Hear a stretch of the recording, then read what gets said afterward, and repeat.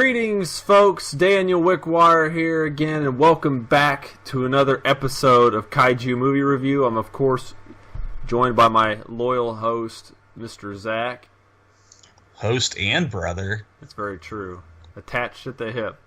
Not really, but you know what I mean. No, I was going to say we live like 1,000 miles from each other, so that would be difficult. It's metaphorical. You're a metaphor. Or it's symbolic. Things don't always have to do things, Zach. Now help me plug it in. Anyway, this is a reference for you, Space Ghost. Love Space Ghost.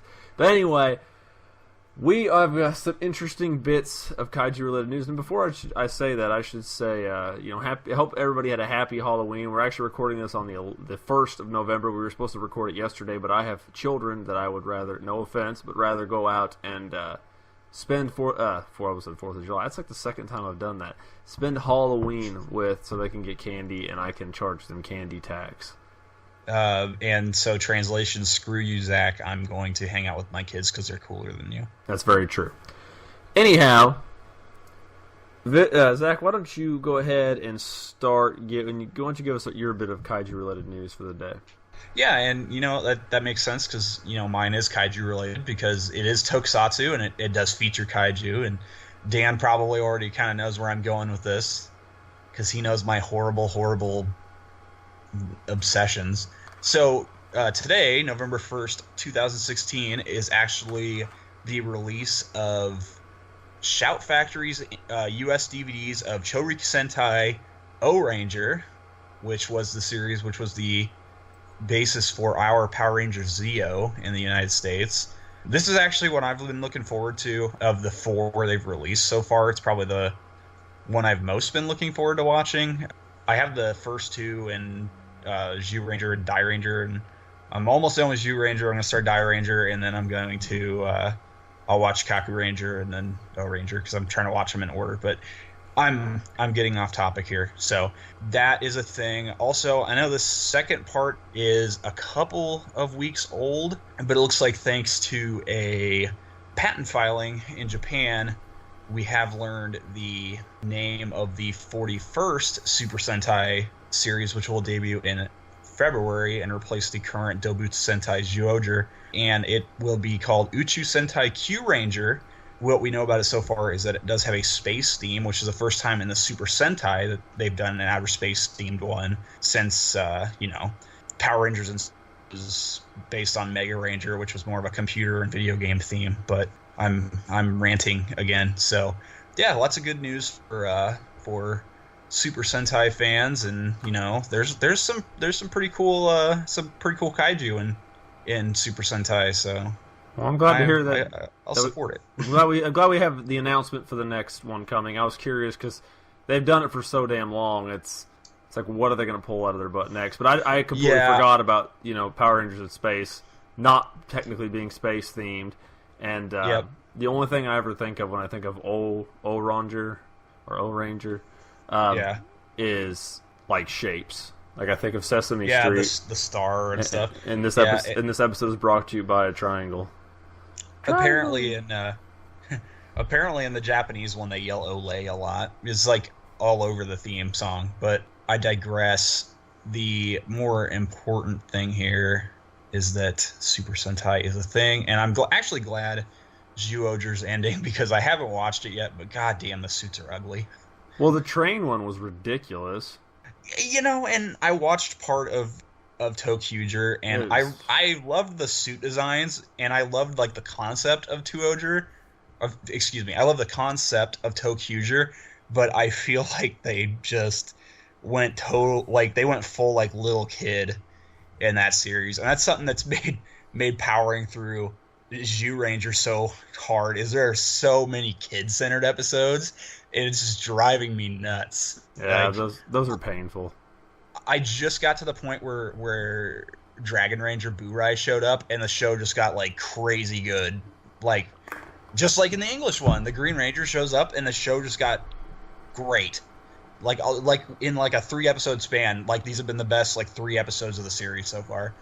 So I'm hoping that it continues on this path because it's been super good since the Green Ranger popped up. Well, at one point you'll have to tell us what you think of him as opposed to You know, the comparisons between that and the English counterpart. Because I know there's other videos that exist, but we can talk about it because Toku is technically science fiction based, and we do talk about stuff like that on this channel. But we don't review... I mean, to be fair, I mean, if we talk about, like, Ultraman and stuff, I mean, why wouldn't we talk about, like, Super Sentai and that? Exactly, but we don't review television series on this show, all right?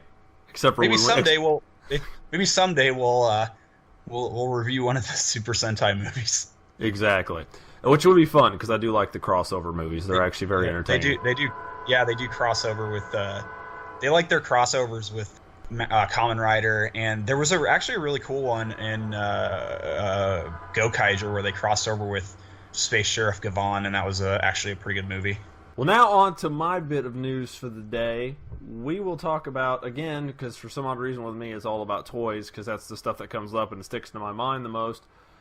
One really big announcement that came up, and I remembered it, and I wanted to talk about it when it came out, and this is not a line of figures I collect at all, but SH Monster Arts by Tamashi. For those of you not heard of them, they just do very highly posable figures. The SH Monster Arts line is dedicated to, of course, Kaiju. They've done Godzilla, Gamera. They have an Ultraman line, which is the Ultra Act line. They just do all sorts of different stuff. And I think they're starting to bleed those. I think they might be bleeding those lines together, but don't hold me to that.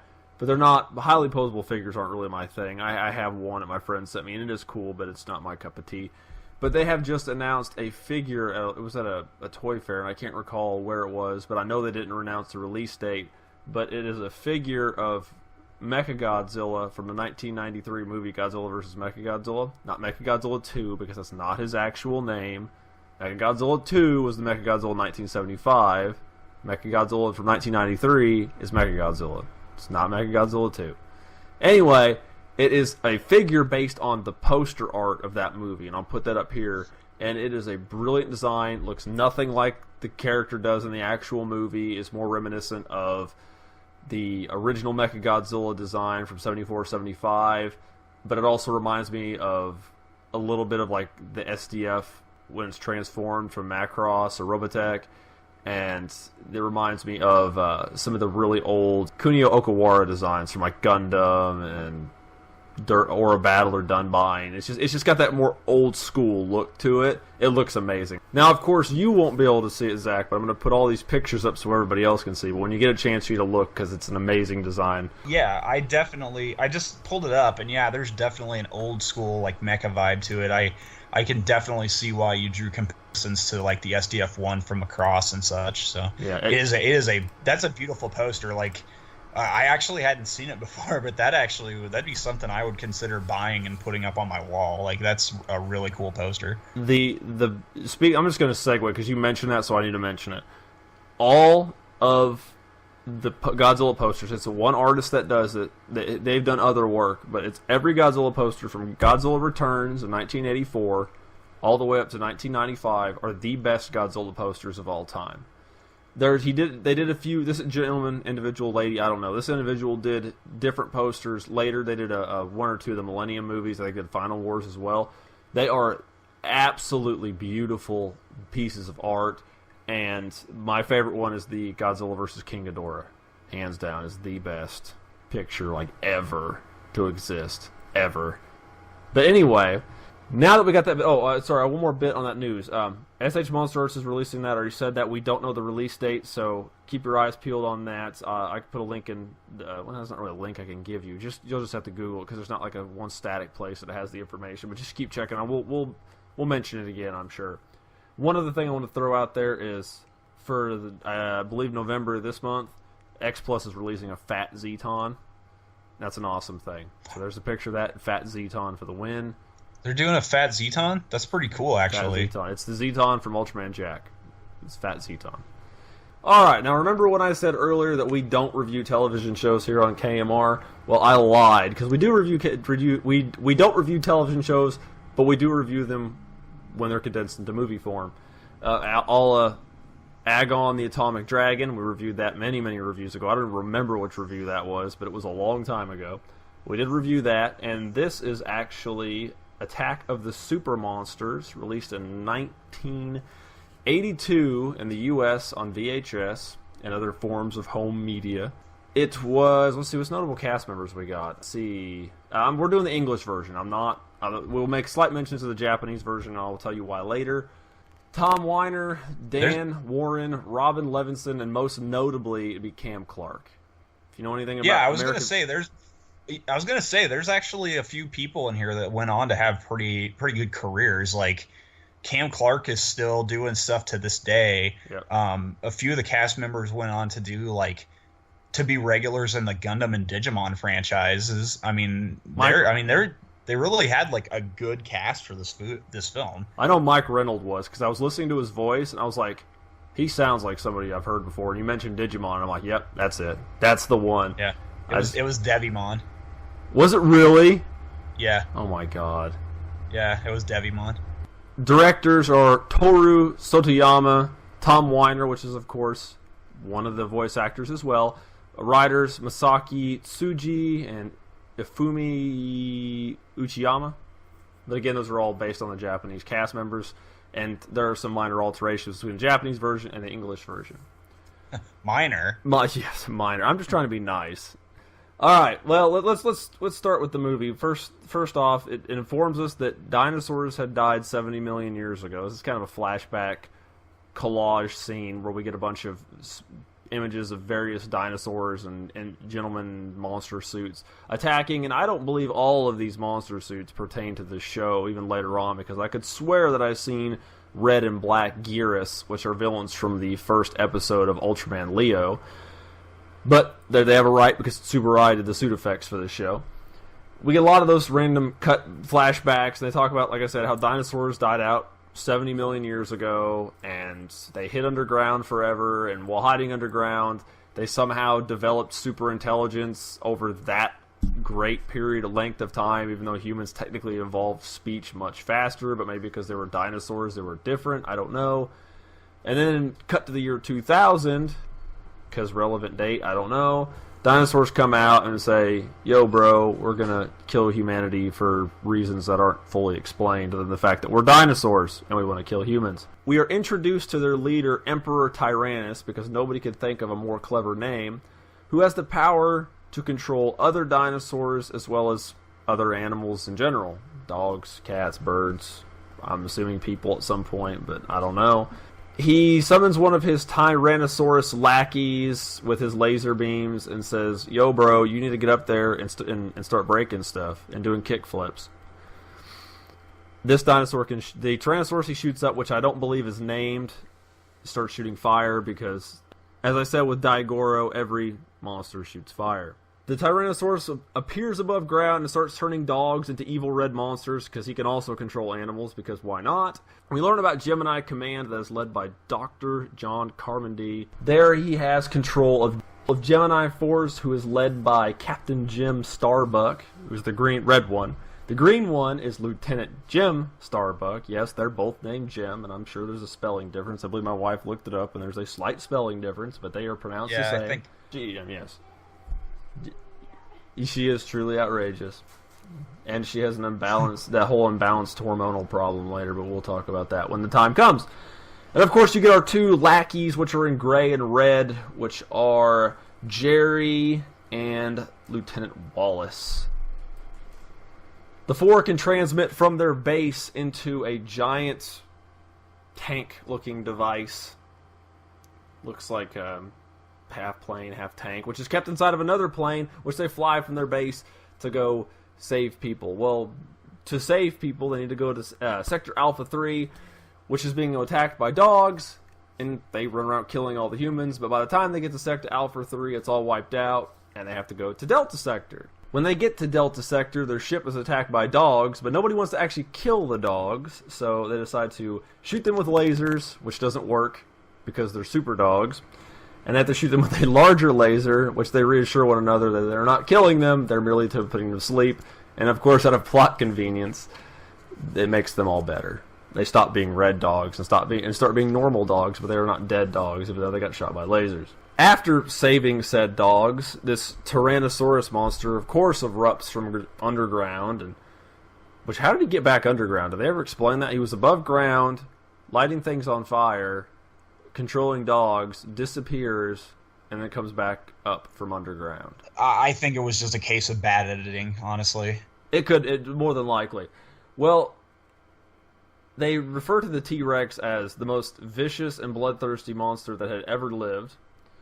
This is by Dr. Carmody, because he knows everything. When you watch this movie, he is your exposition in a bottle. And he explains that because the dinosaurs had lived underneath the earth for millions and millions of years, at great pressures, they have become indestructible giant monsters, as is showcased in the film when they shoot rockets and lasers, and nothing tends to ever happen to the monsters. Jim and Jim show off their little Gemini transfer ability, where they actually fuse together into one being, but they can only do it for 3.5 minutes because it's Tsuburaya and tokusatsu, and what's tension without having a specific set amount of time that you can be transformed at any given moment. And if they stay longer than that, they risk causing damage and, increases the stakes, so on and so forth. It goes as you would expect. It's the first episode. They transform, their ship changes, they end up killing the dinosaur by cutting its head off. The world's a happy place. Well, Tyrannus is butthurt by this and decides to send another one of his monsters, which is a pterosaur, probably a pterodactyl or pteranodon. They don't really specify. And if they did, I missed it, because they probably left it out of the dub or I wasn't paying attention. But he sounds like Rodan. I don't think they ever really said what he is. I don't think they did. They gave him his name. It's like terrorist or something like that. I don't remember the names of these characters. They mention him so fast, and like all the dinosaurs sound the same except for the pteranodon or the pterodactyl, pterosaur. You notice that? Like all the dinosaurs sound exactly the same. Yeah, it's all the same voice actor. So. Yeah, obviously no offense to anyone, but I mean they were probably operating on a shoestring budget with like a 5-member cast. So. It was a call-in! Oh, just do these lines and be done with it. Whew. Anyway, he sends this pterosaur, Tyrannus turns these bats evil, which they don't turn red, they turn yellow. I'm not sure what the color, if the color represents anything, but they turn them yellow and they start attacking people just like the dogs. And he sends his pterosaur buddy to, hey, you go up there and lead him and have him kill everything. Destroy all the humans! Because that's all they ever say. Kill! Destroy! Yeah, yes, all the time. Anyway, the Dr. Carmody is at a meeting with the president and some other officials, and Girl Jim is with him. And, of course, Boy Jim and the other 2 lackeys are at headquarters. The bats attack. The bats attack the building. They're having the meeting. They manage to, with them being separated, Jim and Jim can't fuse, so they kind of get their butts whooped a little bit, but they manage to drive off the bats, leaving only the pterosaur, and the pterosaur engages in battle between Jim, separated from Jim, and then the 2 lackeys, which the little ship they're in can break into 2 pieces. And they kind of like, the lackeys take the flying part, and Jim, because he's like the male main character, drives like the big manly tank. This isn't sexist at all. So, the Gemini Force heads in to rescue Dr. Carmody and Girl Gem, and they're having issues because of these bats, and it's such a weird scene, like... I may have accidentally explained that they killed the bats already, so I may be doing that slightly out of order. But I remember they took care of the bats, and then they started fighting the pterosaur. Yeah, and it's a weird scene, and I mean, what else can you say? Like, Jerry and Wally attempt to distract the monster, and then Jim and Jim meet up, and they turn into Gemini, and they defeat him. I mean, there's honestly not really much else to say about this episode. It just kind of ends, and I mean, really just takes us into our 3rd monster. Well, yeah, unfortunately, I had the joy of kind of giving subtext and exposition for everything as to why it was, which even then it wasn't that much. Now you're just left with killing monster of the week. Yeah, the problem too is it really made me mad. I guess not mad. It really irritated me that they had to explain the Gemini transformation every single time they did it. Do you know what it reminded me of? Ultraman did that, but remember, if you guys have ever watched anime, and I don't know, because me and Zach do every once in a while. We used to. Do you remember Revolutionary Girl Utena? Oh yeah. They did the same song, walk up the staircase thing, like every damn episode. Yeah, yeah. Yeah, that's what it reminded me. You're right. It's just easy filler. Anyway, I'm getting way off topic here. So, okay, moving on to our third segment. It starts with Gem, picking up some dry cleaning, and finds her blouse was destroyed by a rat, which leads to the dry cleaner guy's younger sister chasing the rat and then disappearing, and this causes an issue between Jim and Gem, where they argue, and Jim runs off to look for the little girl because Jim says it's not important because they need to be ready for the super monsters. And this leads to the third threat being, ridiculously enough, they're controlling rats and having these rats attack an oil refinery, which, by the way, how frequent is an oil refinery featured in kaiju material? All the time. There must be oil refineries like everywhere in Japan, man. I guess. And one thing is the rats are red. They're not a different color. They don't like purple rats. They're red rats again. So we're for red to yellow to red. So yeah, it's really weird. And then so everybody's separated because Jem ran off, so they go try to find her while facing off against the third monster, a Stegosaurus. And Jem ends up finding the girl and saving her, but then finds herself in a situation where she's going to be where she could potentially be harmed, and is saved at the last minute in typical anime fashion by Jim, who proceeds to bright slap her and tell her that she needs to, get her head back in the game, basically. Sexism. Oh yeah, definitely. Oh, this was made in the 70s. So pretty much leads to the two of them working out their problems because they can't turn into Gemini with her mad at him for some reason. Power of friendship. Yeah, exactly. Part of the cards. So they make up, and then they turn into Gemini, and they defeat the Stegosaur in pretty gruesome fashion, actually. Is that the one where they drill through him? Yeah. Okay, It's the one where they drill through his stomach or whatever, and I was like, wow, this is kind of gruesome, but that is and that's the end of the third episode, which leads us into the fourth and final episode, which we will not speak of. Yeah, you guys got to watch it. All I'll say is that there is another bright slap in the fourth episode, and everybody loves some bright slaps. Yes, and there's a monster in it that breathes something other than fire. Yes. So that's relevant. Everything else in this breathes fire. Everything. And the pterodactyl sounds like Rodan. Yes, it does. Just saying. Yes, it does.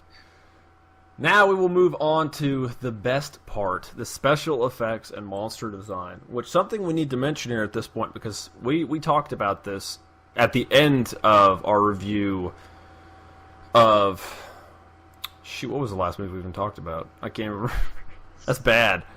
We just did it. Oh, Daigoro. We did Daigoro versus Goliath. Daigoro versus Goliath. And we talked about this, and you mentioned it was an animated picture, and it is actually a hybrid animated live-action film. So all the characters in it are animated, except for the dinosaurs, which are suits, of course, provided by Tsuburaya Productions. And the mecha. And the mecha, yes. And the backgrounds. The backgrounds are all live-action with animated characters put on them. The monsters, which will be a fairly short discussion, and Zach will agree, they are dinosaurs. That's just what they are. Yeah. There's nothing special about them other than being big and breathing fire. The suits look fine for what they are, but they're just really basic. Yeah, just remember when you watch this how hard we were on Daigoro versus Goliath because of how everything looked in it. That was a movie. And I'm a little more critical of a movie than I am a television series. This is a TV show, or it is. It was the first 4 episodes of the television show. Dinosaur War Eisenborg, and they condensed the first 4 episodes into a movie, and it's shown in America, of course, as this film. So the budget's a little bit different. Yeah, and that almost makes me wonder if like they didn't dub these 4 episodes as kind of a pitch to pick up the series, and then nobody was interested in it, so they just slap them together and release it as a movie. That may have been the case, which for them is a good fail safe or whatever, or a fallback plan. Like, hey, let's just do this because at least we'll make money out of it. It does kind of suck that it just leaves you hanging, though. I mean, oh yeah, because there's no real resolution. It just kind of stops. Spoiler alert. Yeah, I mean, it literally just kind of stops. I mean, we've already said it's the first 4 episodes. It's pretty obvious. There's not going to be like this climactic conclusion to any of it. Something I do want to mention. It's the 10th of the series. I mean, I was going to say it's literally just a 10th of the series. Like, there's like 39 episodes, and you get 4. So yes. Something I want to say, I'm sorry, I'm flipping papers over here. I need to mention about the dinosaurs. Of course, like I said, they're all just basic dinosaurs.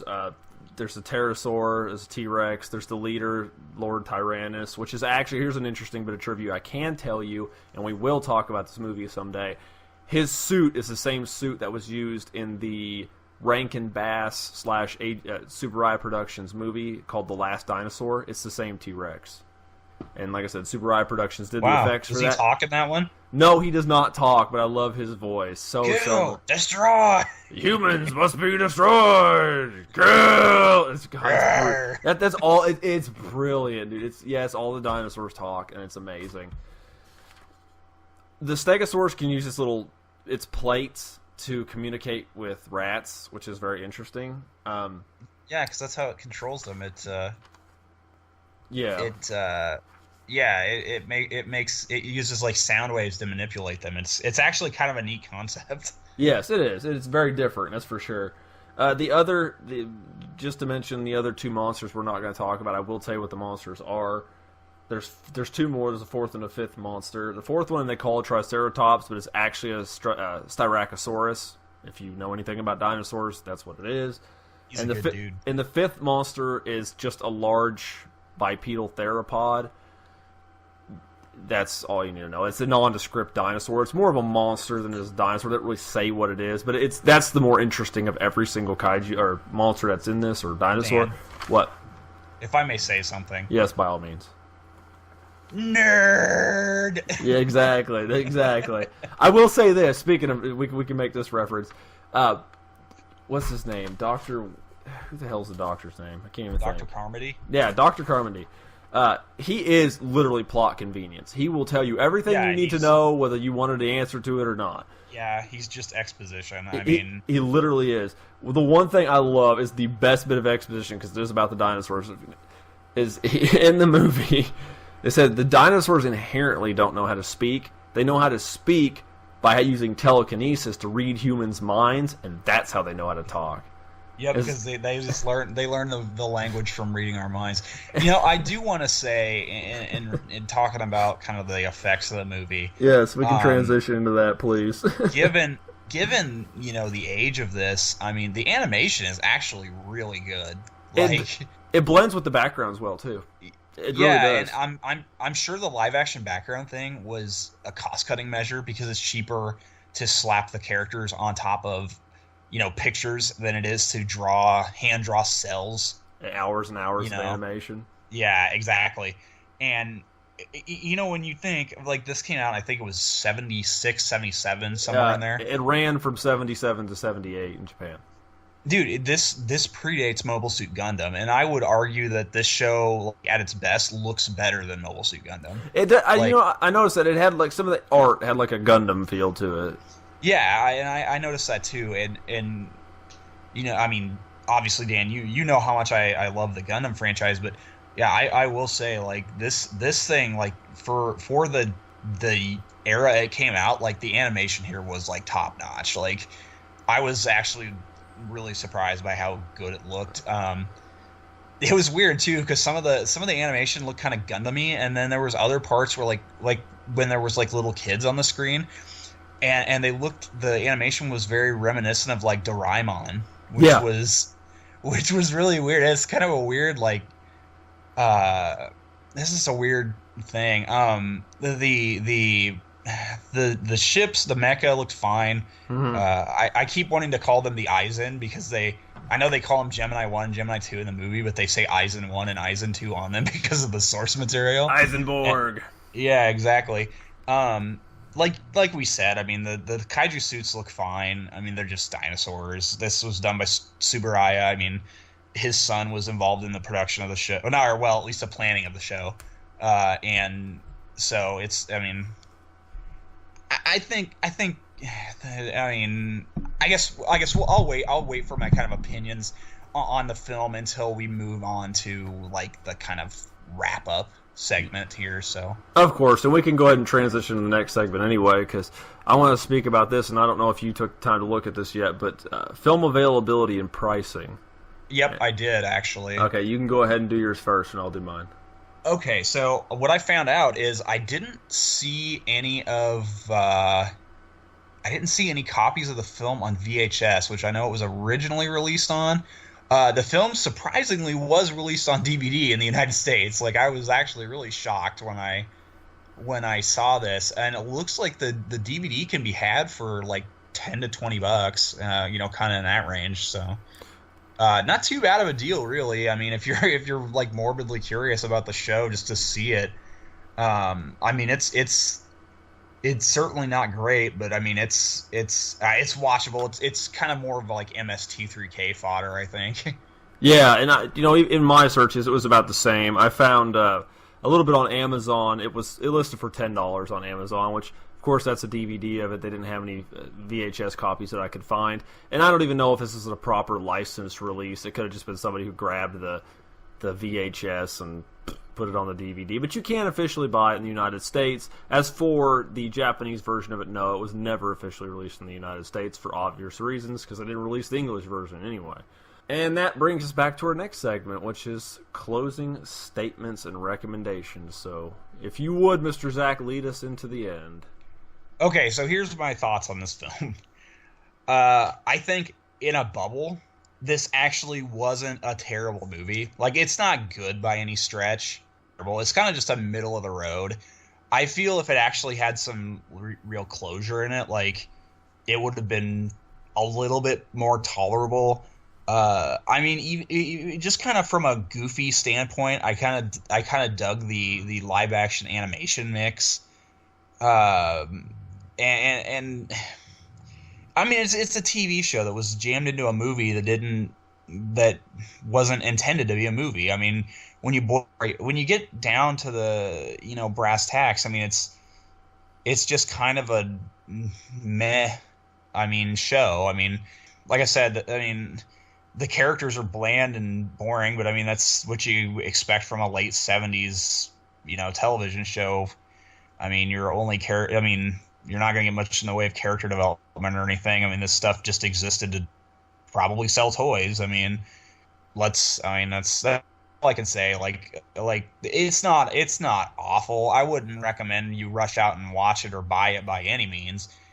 But yeah, it's not terrible, but it's not great either. It's just kind of middle of the road, just kind of there. I mean, it's definitely not it's definitely not the worst kaiju film I've ever watched. So, well, I will say, I'm sure Zach will agree with me on this as far as my 2 cents on the matter.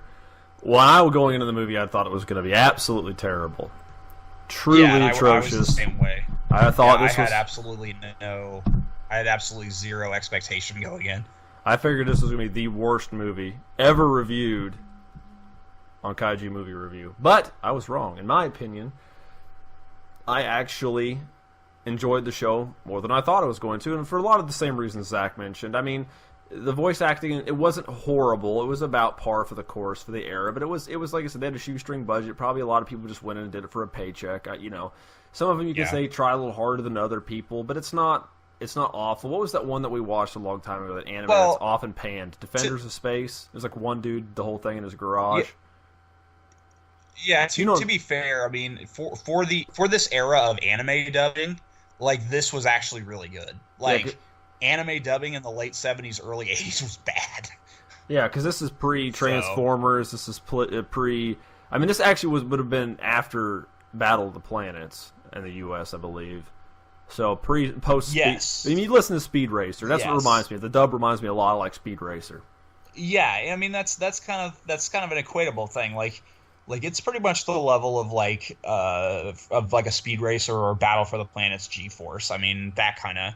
I mean it's a decent dub for the time, but it's not great by today's standards. But I would say, of course, Zach, you didn't recommend the film, correct? No, like I said, it's just kind of a meh film. But I wouldn't tell people to run out and watch it. It's just kind of a. I mean, it's an okay movie, but it's just. I mean, if you're curious, watch it. It's an interesting film, but I think the most interesting thing about it is the production side, not the film itself. And I will say, I agree with everything Zach said. But me being a little biased, I love dinosaurs. I will actually recommend the movie. I will say it just to see what we're talking about. I mean, just to see. Of course, that you can watch it. Maybe this is a movie you can sit down yourself and watch and say, "Oh, this is kind of quirky," and whatever. You can see the different special effects and like the animated on the live action backgrounds. It's kind of an interesting thing to see because you didn't see it a lot. Period. I mean, it happened. There was a spell where it was happening, but not a whole lot. But then again, you can also watch it with a bunch of buddies and kind of poke fun at it. And it's a fun movie. It's innocent. It's not boring, I don't think. But it's just a fun thing to just sit down and just to kill an hour and 20 minutes. So I think it was about an hour and a half. Yeah. Well, that being said, Zach, why don't you lead us? You already did have us do that one. If you want to do your plugs and stuff for everything you're involved in. Absolutely. Before I start, though, I would like to mention that we have revived the Kaiju Movie Review Facebook page from the depths of internet purgatory. Oh yes. So you can find us on Facebook now, and be kept abreast of all the latest KMR shenanigans, and maybe we'll reveal on there like upcoming films and stuff that we're gonna do. So yeah, we'll give you kind of an idea of which way we're heading. So yeah, I'll give you guys a little bit of sneak peek if you want to join, because it's a really small group. I actually started a long time ago. Angela started it for me a long time ago, and we're kind of want to bring us back and have more community involvement. Yep. So yeah, just type in Kaiju Movie Review on Facebook. I guarantee we're the only ones on there. It's still under construction, but yep. So if you want to come talk to us, maybe recommend a movie that we should review. Oh yeah, go ahead, man. We're more than happy to hear it. Otherwise, you can find me over on Twitter at CultureZacked. That is culture with a K and Zach with an ED on the end. So I'm also over on cultureshocked.com, where I write for the gaming section, the Culturecade, and I am also the co-host of Culture Shock's video game podcast, Pick Up and Play, as well as a regular guest on their wrestling podcast, Running the Ropes. And the dog had to add in that last little bit there. I was like, wow, which one is it, Ami or? It's Roxas. Roxas! That's awesome. Anyhow, of course, you can find me here with Zach doing bi-weekly podcasts for KMR. Down below, I'll include links for, as Zach already told you, his information for Zach's Twitter, mine, the Facebook page. I, of course, also provide content for CultureShocked.com. I am the multimedia director over there. I stream video games twice a week. I'll put a link to my Twitch account on there. My other YouTube page, which I archive my Twitch videos on, as well as archiving them on my Twitch account, and a link to the Culture Shocked website. So you can go on there and check some of the other crazy and zany things that we do. But we do appreciate you guys for tuning in. This was, of course, myself and Mr. Zach, and we watched the Attack of the Super Monsters today. And why don't, Mr. Zach, since I always like to lead into you to go into the next segment, why don't you go ahead and let them know what movie we're doing next week? Absolutely. In our next episode, which we'll be recording on November the 14th, 2016, we will be looking at the newest film that has been reviewed on KMR thus far, and that is Pacific Rim from Guillermo del Toro from 2014. And yes, we were finally we were finally reviewing a really, really good movie because it's been a while since we've done that. So look forward to it, guys. Yes.